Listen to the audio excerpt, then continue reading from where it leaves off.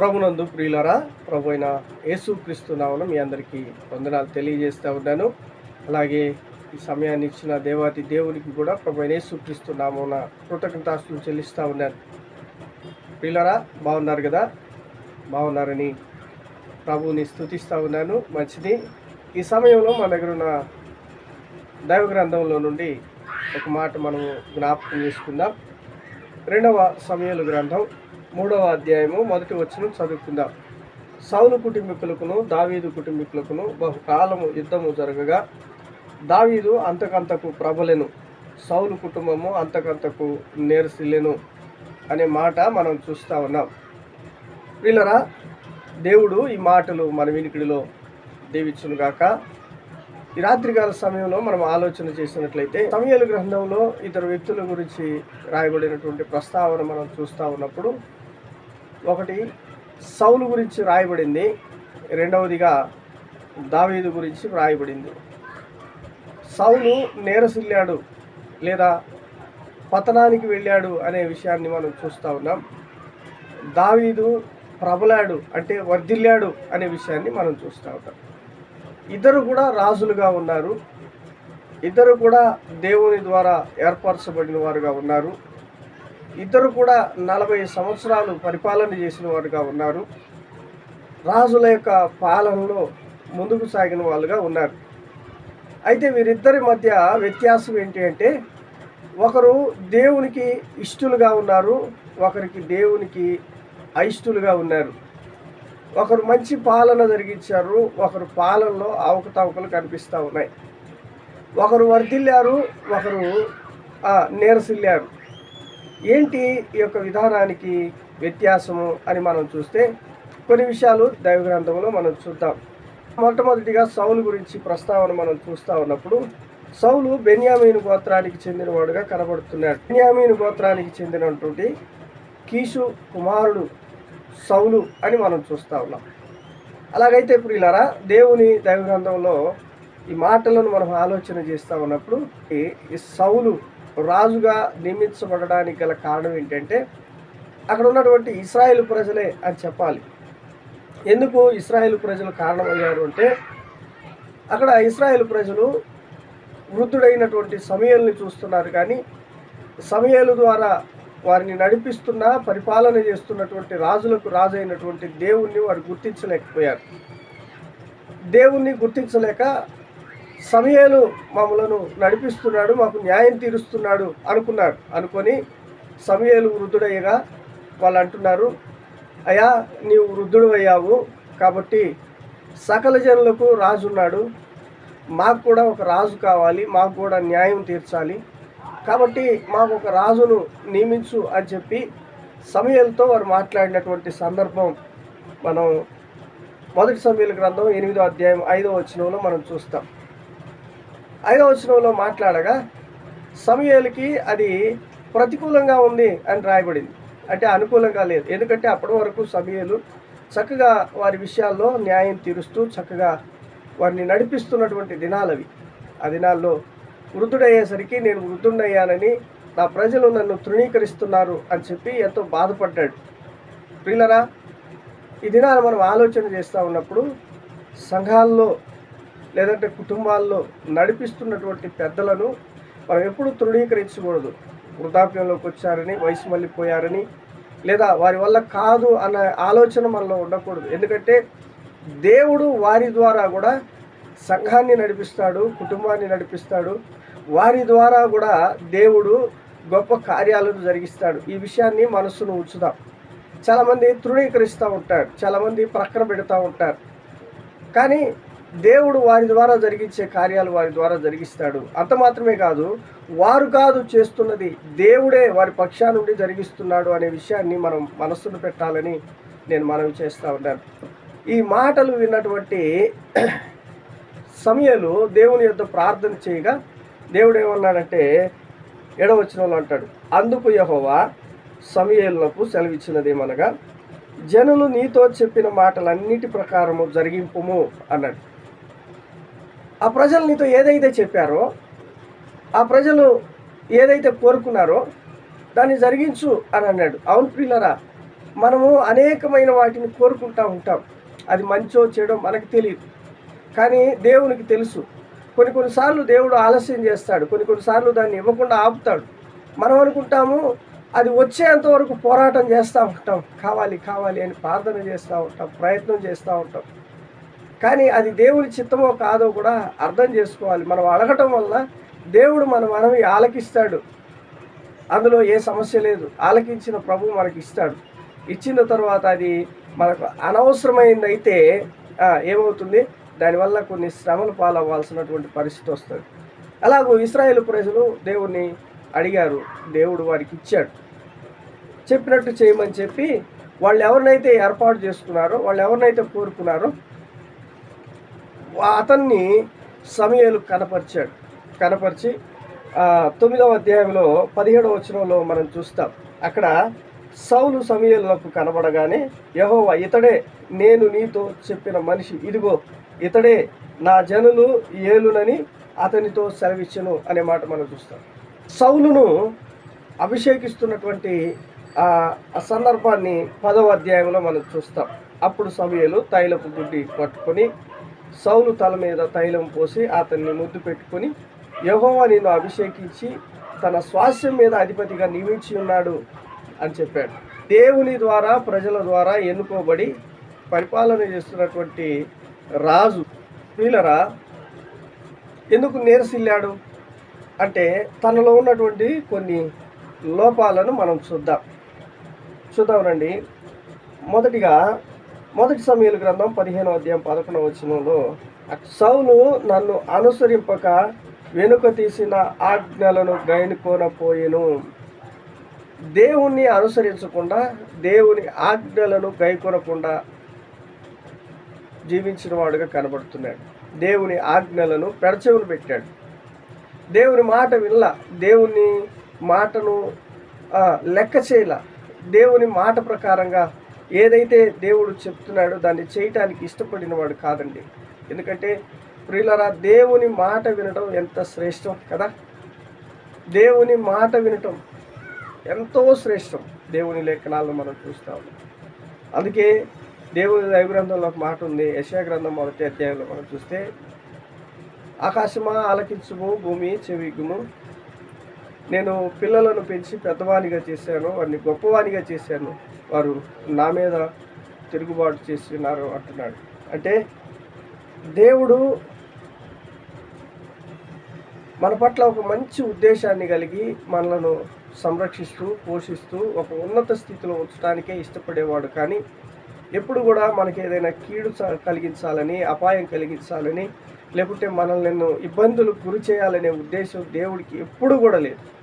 ఎందుకంటే దేవుని యొక్క ఉద్దేశం ఏంటంటే, మనము ఎప్పుడు కూడా దేవుని బిడ్డలంగా ఆయనతో కలిసి ఆనందకరమైనటువంటి జీవితాన్ని జీవించాలి, ఒక ఆధిపత్యం కలిగి ఉండాలనేది దేవుని యొక్క ఉద్దేశం అని మనం చూస్తూ ఉన్నాం. ఆది ప్రణాళికలోనే దేవుడు ఏం చేశాడంటే, మీరు ఈ సమస్త సృష్టి మీద ఏలికగా ఏలుడి అని చెప్పాడు. ఎంత గొప్పవాడండి. ఈ సృష్టి మీద అధికారాన్ని మొదటగా మానవుడికే ఇచ్చాడు. అలాంటి విధానంలో ఉన్నప్పుడు ఈ జనులు ఎలా తయారయ్యారంటే, సౌలు యొక్క జీవితంలో మనం చూస్తూ ఉన్నప్పుడు ఇర్మియా గ్రంథంలో అంటాడు, నీ క్షేమకాలమును నేను నీతో మాట్లాడి తిని, నా మాట విననని నీ వంటివి, బాల్యము నుండే నా మాట వినకపోవట నీకు వాడుక అనే మాట మనం చూస్తాం. దేవుని మాట వినకపోవడం వాడుక అయిపోయిందండి మానవుని జీవితం. సౌలు జీవితంలో కూడా అదే జరిగింది.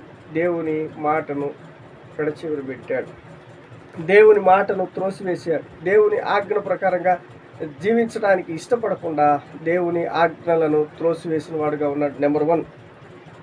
నెంబర్ 2, రెండవదిగా 15వ అధ్యాయం 9వ వచనంలో మనం చూస్తే, సౌలును జనులను కూడి అగగును గొర్రెల్లోను ఎడ్లలోను క్రొవ్విన గొర్రెలను గొర్రె పిల్లలు మొదలైన వాటిలోను మంచి వాటిని నిర్మూలన చేయక కడగా నుంచి పనికిరాని నీచ పశువులన్నిటినీ నిర్మూలన చేసిరి అనే మాట మనం చూస్తాం. ఇక్కడ గొర్రెల్లో ఎడ్లలో క్రొవ్వినవి మంచి వాటిని ఏం చేస్తా ఉన్నాడంటే కడగా ఉంచుతున్నాడు. అంటే దాచుకునే స్వభావం కలిగిన వాడు, స్వార్థపూరితమైనటువంటి మనస్సు కలిగిన వాడుగా కనపడతా ఉన్నాడు. ప్రియులరా, దేవుని మాట ప్రకారం దేవుడు చెప్పిన పని చేస్తూ ఉన్నప్పుడు అది ఎంత విలువైనా సరే అది దేవుని మాట ప్రకారం చేస్తే అది మనకు ఎంతో ఆశీర్వాదం, పిల్లరా, ఎంతో మేలు. అలాంటిది దాచుకునే స్వభావం, దోచుకునే స్వభావం, దేవుని మాటను వినకుండా మన ఇష్టం వచ్చినట్లుగా దేవునికి అయిష్టమైన వాటిని సంపాదించుకోవాలని ఆశపడటం ఎంత విచారకరం అంటే, ఇలాగూ ఆశపడినటువంటి కొందరి జీవితాల్లో మనం చూస్తే టూకీగా గెహజీని మనం చూస్తాం. నైమాన్ వచ్చి తన కుష్టును పోగొట్టుకొని వెళ్ళిపోయాడు. గెహజీ వెళ్ళి ఆ కుష్టును సంపాదించుకున్నాడు. దేనికోసం వెళ్ళాడంటే బంగారం కోసం వెళ్ళాడు. ఇశ్రాయేలు ప్రజలు మరి వారు మిశ్రిత జనాంగంతో కలిసిపోవడానికి కారణం బిలాము కారణమయ్యాడు. కారణం ఏంటంటే రాజు ఇస్తానన్నటువంటి ఇంటెడు బంగారం కోసం ఆశపడ్డాడు. ఆ తర్వాత ఆకానును మనం చూస్తూ ఉన్నప్పుడు యెహోషువ గ్రంథంలో ఆకాను కూడా ఒక మంచి షీనారు వస్త్రమును, బంగారు కమ్మిని ఆశించాడు. అంటే ప్రియులరా, మనం ఆలోచన చేసినట్లయితే ఆశించడం మంచిదే, కానీ దేవుడు వద్దు అన్నదాన్ని ఆశించటం, శపితమైన దాన్ని ముట్టడం, దేవుని ఆజ్ఞను అతిక్రమించటం అనేది చాలా ప్రమాదకరమైనటువంటి పరిస్థితి. దేవుని ఆజ్ఞ అతిక్రమమే పాపం అని చెప్పబడింది కదా. ఆ పాపపు పరిస్థితులు మన జీవితాల్లో ఉండకుండా దేవుని ద్వారా నియమించబడినటువంటి మన జీవితాల్లో క్షేమంగా ప్రభు కొరకు నమ్మకంగా దేవుని మాట ప్రకారంగా జీవించడం అనేది మనకెంతైనా మేలు అనే విషయాన్ని మనం చూస్తూ ఉన్నాం. అలా కాకుండా సౌలు ఏం చేస్తూ ఉన్నా అంటే వద్దు అన్నదాన్ని ఆశిస్తూ స్వార్థాన్ని దాచుకునే విధానాన్ని కనపరుస్తున్నవాడుగా కనపడుతున్నాడు. నెంబర్ 3, మూడవదిగా మనం చూస్తే 13వ అధ్యాయం 9వ వచనంలో ఒక మాట మనం చూద్దాం. చూడండి, దహన బలులను సమాధాన బలులను నా యొద్దకు తీసుకొని రమ్మని చెప్పి దహన బలి అర్పించెను అనే మాట మనం చూస్తాం. వాస్తవానికి ప్రియులరా, ఇక్కడ మనము ఆలోచన చేసినట్లయితే ఆ దినాల్లో రాజు తన పని తను చేయాలి, యాజకుడు తన పని తను చేయాలి. ఇక్కడ రాజుగా అధికారాన్ని, స్వాస్థ్యం మీద అధికారాన్ని పొందినటువంటి సౌలు ఏం చేస్తూ ఉన్నాడంటే యాజక ధర్మాన్ని చేయటానికి కూడా వెనుకాడకుండా ముందుకు సాహసిస్తున్నవాడుగా కనపడుతున్నాడు. కారణం ఏంటంటే తనకున్నటువంటి అహంకారం, తనకున్నటువంటి గర్వం, తను ఏదైనా చేయొచ్చు అనేటటువంటి తన ఆలోచన విధానం చూసారా ఎంత ప్రమాదకరమైంది అని మనం చూస్తే ఈ దినాల్లో కూడా ప్రియులరా, దేవుని సంఘాల్లో మనం చూస్తూ ఉన్నప్పుడు ఎంతో విచిత్రకరమైన, ఇబ్బందికరమైన పరిస్థితులు కనబడుతూ ఉన్నాయి.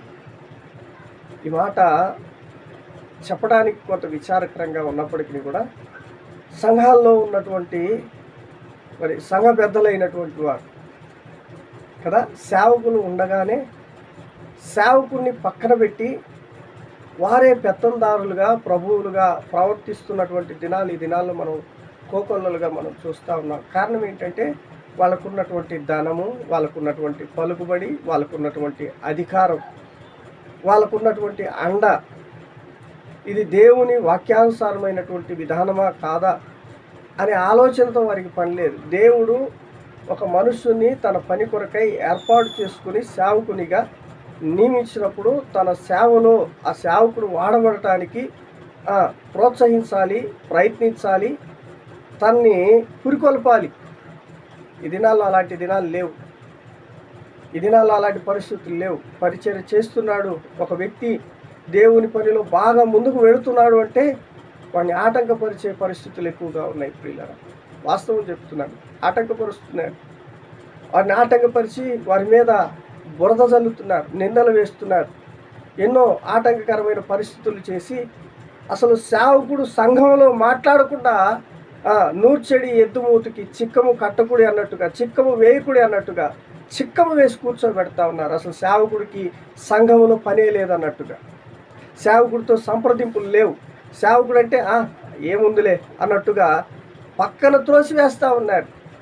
కానీ దేవుడు ఏర్పాటు చేసుకున్నటువంటి సేవకుడు అనే విషయాన్ని మర్చిపోతూ ఉన్నారు. ఆ దినాల్లో ఏలీ ఉన్నాడు, సమూయేలు చిన్నవాడుగా ఉన్నాడు. ఏలీ వృద్ధాప్యంలోకి వచ్చి పడుకున్నప్పుడు సమూయేలు దేవుని మాట వినడానికి మరి దేవుడు ఇష్టపడినప్పుడు సమూయేలు పడుకున్నప్పుడు దేవుడు సమూయేలుతో మాట్లాడాడు.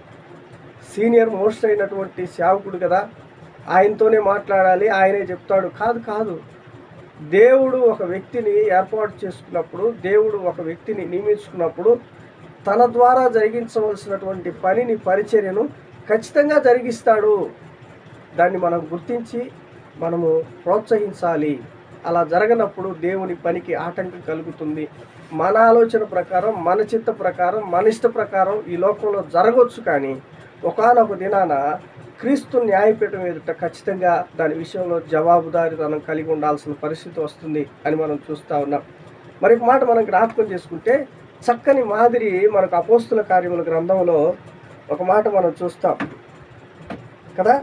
ఒక మాట మనం చూస్తూ ఉన్నప్పుడు 18వ అధ్యాయంలో 24వ వచనంలో ఒక మాట ఉంది. అక్కడ చూడండి, అలెగ్జాంద్రియ వాడైనటువంటి అపోల్లో అను ఒక యూదుడు ఎఫెసునకు వచ్చి, అతడు విద్వాంసుడును లేఖనముల యందు ప్రవీణుడై ఉండి, అతడు ప్రభు మార్గము విషయమై ఉపదేశము పొంది తన ఆత్మయందు తీవ్రపడి యోహాను బాప్తిసం మాత్రమే తెలుసుకునే వాడై యేసును గూర్చిన సంగతులు వివరముగా చెప్పి బోధించుతూ సమాజ మందిరమును ధైర్యముగా మాట్లాడనారంభించును.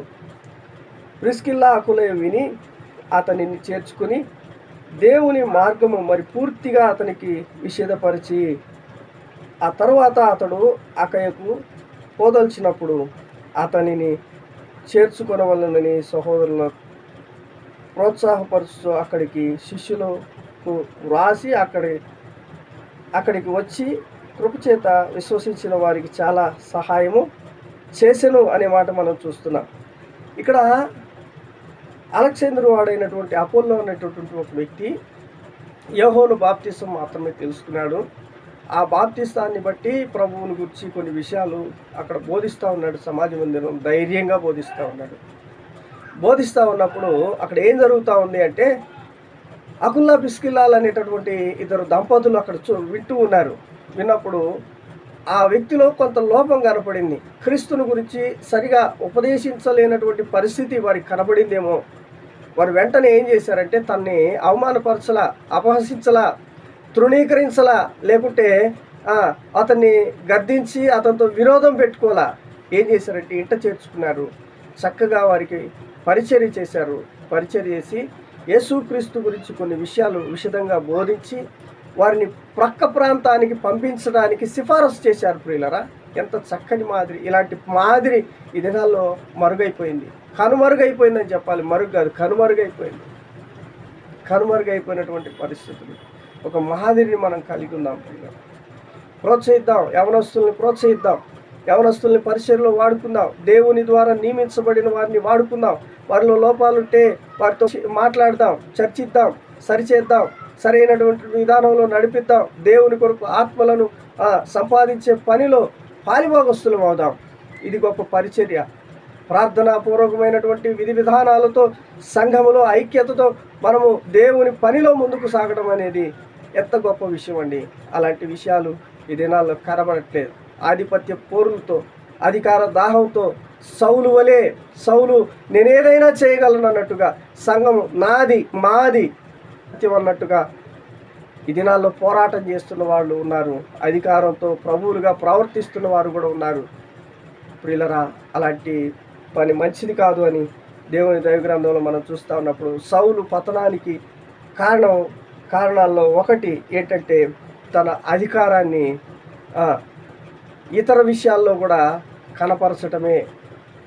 తనకు సంబంధం లేని విషయాల్లో కూడా తాను కనపరచడం అనే విషయాన్ని మనం చూస్తున్నాం. అహంకార భావాన్ని మనం చూస్తూ ఉన్నాం. 4వదిగా మనం చూస్తే 18వ అధ్యాయం 9వ వచనంలో మనం చూసినప్పుడు, కాబట్టి నాట నుండి సౌలు దావీదు మీద విషపు చూపు నిలిపెను.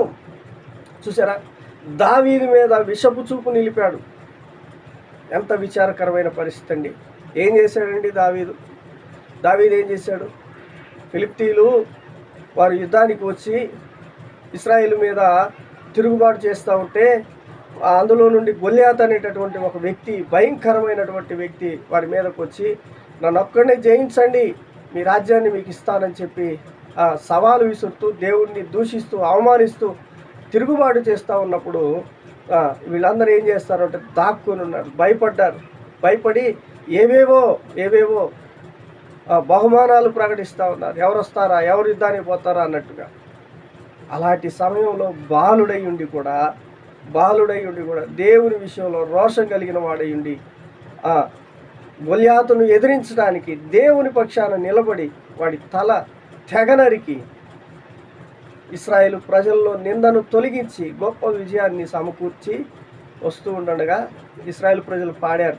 ఏమని పాడారు అంటే చూడండి 7వ వచనంలో, ఆ స్త్రీలు గాన ప్రతిగానములు చేయుచు వాయించుచు సౌలు 1000 కొలదియు దావీదుకు 10,000 కొలదియు శత్రువులను హతము చేసిరి అనే మాట వాళ్ళు పలుకుతా ఉంటే, ఒరే ఇదేంటి, నేను రాజుని, నేను పరిపాలకుడిని, నేను అధికారుని, నేను అనే భావాన్ని కలిగినటువంటి సౌలు దావీదు మీద విషపు చూపాడు. ఎప్పుడైతే నేను అనే అహం మనలో ఉంటుందో అదే మన పతనానికి దారి తీస్తుందండి. గర్వాంధమైనటువంటి పరిస్థితులు మన జీవితాల్లో ఉండడానికి, గర్విష్ఠుల యొక్క గర్వమును అణచి గద్దెను దించుతాడు అనే విషయాన్ని దైవ గ్రంథంలో మనం చూస్తూ ఉన్నాం. కాబట్టి దేవుని పనిలో, దేవుని సంఘములో, దేవుని బిడ్డల మధ్య గర్వాంధులై ఉండకూడదు. విషపు చూపు నిలిపే ఆ స్వభావం మనలో ఉండకూడదు, మత్సరం ఉండకూడదు, మనలో అసూయ ఉండకూడదు, కక్షలు ఉండకూడదు. ఇలాంటి దేవునికి అయిష్టమైనటువంటి మన జీవితాల్లో ఉండకూడదు అనే విషయాన్ని మనం చూస్తూ ఉన్నప్పుడు చూడండి, దేవుడు చెప్పాడు, నిన్ను వల్లే నీ పొరుగువారిని ప్రేమించమన్నాడు. పొరుగువారినే ప్రేమించమన్నాడంటే నీ తోటి సహోదరుని ఇంకెంతగా ప్రేమించాలి? నీ తోటి సహోదరుని ఎలా నీవు చిన్నచూపు చూస్తావు, ఎలా నువ్వు తృణీకరిస్తావు, ఎలా నువ్వు విషపు చూపు చూస్తావు, ఎలా నీ తోటి సహోదరుల పట్ల నువ్వెంత ఇబ్బందికరమైన పరిస్థితులు కలిగిస్తావు కదా, అది ఎంతవరకు సమంజసం అని మనం చూస్తూ ఉన్నప్పుడు అది సరైన విధానం కాదు అని దైవ గ్రంథంలో మనం చూస్తూ ఉన్నప్పుడు దావీదు మీద విషపు చూపు నిలిపాడు అనే విషయాన్ని మనం చూస్తాం. సౌలు యొక్క పతనానికి కారణం విషపు చూపు నిలబడం. మరి ఒక మాట మనం చూద్దాం, చూడండి. 1 సమూయేలు గ్రంథం 28వ అధ్యాయం 7వ వచనంలో ఒక మాట ఉంది. అప్పుడు సౌలు, నా కొరకు మీరు కర్ణపిశాచము గల ఒక స్త్రీని కనుగొనుడి, నేను పోయి దాని చేత విచారణ చేతునని తన సేవకులకు ఆజ్ఞ ఇయ్యగా వారు చిత్తము ఎందోరులో కర్ణపిశాచము గల ఒకటి ఉన్నదని అతనితో చెప్పిరి. చూసారా, చివరికి ఎక్కడికి వెళ్ళాడంటే దేవుని కొరకు రోషంగా నిలబడి దేన్నైతే విసర్జించి దేన్నైతే తీసివేశాడో దాని యొద్దకే వెళ్ళాడు, బయలు యొద్దకు వెళ్ళాడు. కర్ణపిశాచాలను ఆశ్రయిస్తున్నవాడుగా కనబడుతూ ఉన్నాడు. దేవుని పూర్తిగా విడిచిపెట్టేశాడండి. కర్ణపిశాచాలు సోద చెప్పే వాళ్ళ దగ్గరికి, సూచనలు ఇచ్చే వాళ్ళ దగ్గరికి. కాబట్టి సౌలు మారువేషము ధరించి వేరు బట్టలు తొడుక్కొని 2 మనుషులను వెంటబెట్టుకొని పోయి రాత్రివేళ ఆ స్త్రీ యొద్ద వచ్చి, కర్ణపిశాచము ద్వారా నాకు శకునము చెప్పి నాతో మాట్లాడుటకై నేను నీతో చెప్పు అని రప్పించుమని కోరగా, శకునం చూడటానికి వెళ్తాము. ఎంత విచారకరమైన పరిస్థితి. ఈ దినాల్లో దేవుణ్ణి విడిచిపెట్టి ఈ లోక సంబంధమైన పరిస్థితులను, ఈ లోక సంబంధమైనటువంటి అనేక రకాల వాటిని ఆశ్రయించేవాళ్ళు లేకపోలేదండి. ప్రియులరా, సౌలు జీవితంలో పతనావస్థానికి కారణం ఏంటంటే 5 విషయాలు మనం చూసాం. దేవుని ఆజ్ఞను తిరస్కరించడం, దేవుని మాట వినకపోవడం అని మనం చూస్తూ ఉన్నాం. రెండవదిగా తను స్వార్థపూరితమైనటువంటి దాచుకునే స్వభావం కలిగి ఉండటం, దేవుని మాటను వినకుండా స్వార్థాన్ని చూపిస్తున్నవాడు కనబడుతున్నాడు. మూడవదిగా తన అధికారాన్ని చూపిస్తూ ఉన్నాడు, తన అహంకారాన్ని చూపిస్తూ ఉన్నాడు. నాలుగవదిగా విషపు చూపు కలిగిన వాడు, మంచి మనసు కలిగిన వాడు కాదు, విషపు చూపు మత్సరం కలిగినటువంటి వాడుగా ఉన్నాడు. ఐదవదిగా దేవుణ్ణి పూర్తిగా విసర్జించిన వాడు అని మనం చూస్తాం. ఇంత ఘోరమైనటువంటి స్థితిలో ఉండగా దేవుడు తనను విడిచిపెట్టాడు, విసర్జించాడు. చివరికి సౌలు ఎలాంటి మరణాన్ని పొందాడంటే తను తాను ఆత్మహత్య చేసుకొని చనిపోయిన వాడుగా కనపడతాడు. ఎంత విచారకరమైన పరిస్థితి అండి, ఎంత విచారకరం. తను తాను ఆత్మహత్య చేసుకొని చనిపోయాడు అనే విషయాన్ని మనం చూస్తూ ఉన్నాం. ఆత్మహత్య చేసుకొని చనిపోయాడు. అలాంటి భయంకరమైన పరిస్థితి మరి ఎవరికి? దేవుడు రాజుగా నియమించి దేవుని స్వాస్యం మీద అధికారాన్ని ఇచ్చి శ్రేష్టమైనటువంటి భాగ్యాన్ని దేవుడు అనుగ్రహిస్తే దాన్ని తృణపాయంగా పోగొట్టుకున్నటువంటి సౌలు జీవితాన్ని మనం చూసాం. ప్రియులరా, అలాంటి జీవితం మనలో ఉండకూడదు. శ్రేష్టమైనటువంటి వారంగా ప్రభు మనకు గొప్ప రక్షణ భాగ్యాన్ని ఇచ్చాడు. అపవిత్రులమైనటువంటి మనలను పవిత్రులుగా చేశాడు. పాపములో ఉన్న మనలను పరిశుద్ధులుగా చేశాడు. దోషభరితులమైనటువంటి మనలను నిర్దోషిగా చేశాడు. దేవుని కొరకు తన సొత్తైన ప్రజలుగా, తన కొరకు రాజులైన యాజక సమూహంగా ఏర్పాటు చేసుకున్నాడు.